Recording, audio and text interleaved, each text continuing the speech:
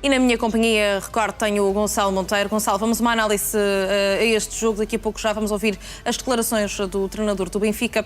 Mas houve muitas perdas de bola, não houve um ataque muito diversificado como aconteceu com o Braga. O que é que aconteceu com a equipa do Benfica? De quem é a responsabilidade? Antes disso, esta Final Four aconteceu aquilo que na gíria se diz como um ups, porque isto favorece a que na Final Four os grandes possam levantar o troféu, tudo muito engraçado. Na final, pelo menos chegará lá algum. Na realidade, não chegou. Mérito do Vitória, mérito do Braga, vamos ter um derby minhoto na final e isso acaba por ser por mérito próprio. Depois, olhando ao jogo, não há grandes dúvidas que o Braga foi a melhor equipa. Alguém tem dúvidas disso? Mas... José Mourinho tem. Pois... Percebo. Também José Mourinho, na última vez que defrontou o Braga, também tinha vencido, quando na realidade acabou por não vencer e foi mesmo uma perda de pontos em termos do empate. Vamos por partes. Primeiro, olhar para esta questão. Aquilo que este jogo, no fundo, significava, era uma passadeira vermelha, como eu dizia há pouco, em função de não existirem mais rivais pelo caminho e, portanto, era ainda mais importante no momento em que o Benfica se estava a começar a levantar em termos daquela que era a confiança e a equipa e na qualidade também, na chegada também de alguns reforços, de repente há um cair de cima da cadeira por aí abaixo. Porquê? Porque eu não vi uma equipa... Vamos ao ponto essencial. Primeiro, entra no jogo, uma vez mais, sem extremos. Entra com Orsnes de um lado, Sudakov do outro, a afunilar o jogo para o corredor central. Não é uma vez, isto do ponto de vista estratégico de vez em quando resulta, sim, mas eu aqui insistentemente tenho debatido que não faz muito sentido em função daquela que é uma equipa como esta do Benfica, não ter largura nos corredores, não ter gente que carregue em cima, mesmo que possa cometer alguns erros. Mas isso já é um problema de mercado, não sabe? Qual problema de mercado? É um problema de quem não utiliza, por exemplo, o Prestiani. Não sei o que é o problema com o Prestiani. Parece que de repente tem a segunda parte, tem um carinho. houve de facto um outro ritmo, um outro rendimento da equipa do Benfica depois da entrada de Prestiani? Tal como aconteceu na última partida, mas aí entrou mais tarde, aos 80, creio. Aqui volta outra vez a trazer... o modo abre-latas ao jogo, a trazer largura, a trazer imprevisibilidade, a carregar em cima nos corredores laterais, não ser só aquele jogo previsível de corredor central. Eu acho que não consigo entender, sinceramente. Depois ainda tinha Sidney também. Não entrou bem, confesso, não acho que tenha sido um bom jogo, mas volta a trazer outra vez maior incerteza nos corredores laterais. E eu não consigo entender o porquê desta coisa de um carimbo tão negativo e de um olhar tão negativo em função daquilo que é o Prestiani. Sinceramente, não consigo entender e, portanto, acho que o rendimento merecia uma outra utilização. Depois, e aliás, isso notou-se, francamente, com as melhorias apresentadas na segunda parte. Se é verdade que mudou muito e melhorou muito para a segunda parte, sim, mas atenção, o Braga também podia logo, no princípio da segunda parte, também podia ter chegado logo ao terceiro golo. E, portanto, as coisas não mudaram da noite para o dia na segunda parte. O Braga foi melhor. Essa é a perspectiva. Depois, nós podemos olhar, por exemplo, para o primeiro golo.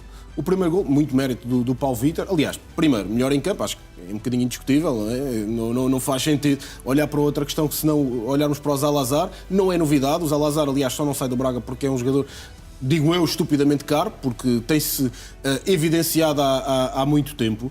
Mas a realidade, e aliás até em posições e utilizações diferentes, o que é surpreendente, mas positivo. Surpreendente, mas positivo.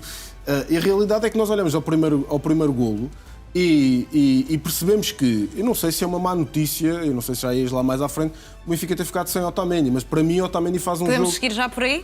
O Otamendi faz um jogo horrível. Então, Gonçalo, a questão é, quem é que também é o responsável pela expulsão de Otamendi? Porque José Mourinho volta a dizer que João Pinheiro mostrou os músculos, que se fosse com outro capitão de uma outra equipa não teria essa mesma atitude, mas Otamendi não deveria ter um cuidado redobrado, sabendo que o próximo jogo era para a Taça de Portugal contra o Futebol Clube do Porto e que António Silva estaria tocado. A questão é que tu viste um Benfica a partir de um certo momento de cabeça perdida e viste os jogadores de cabeça perdida. Principalmente depois da expulsão de Otamendi? Principalmente depois da expulsão, sim. Tu viste entradas, voltas até... Olha, o Prestiani, que eu ainda agora estava a elogiar, volta a ter uma entrada a pé juntos, podia ter também ele sido expulso. Eu não concordo, porque não foi daquelas...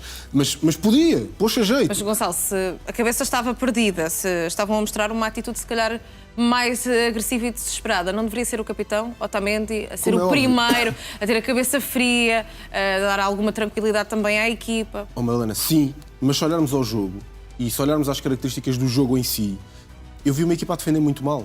E normalmente as características das equipas de Mourinho são muito, mas mesmo muito positivas de um ponto de vista defensivo. Ou seja, não concedem aos adversários grandes veleidades.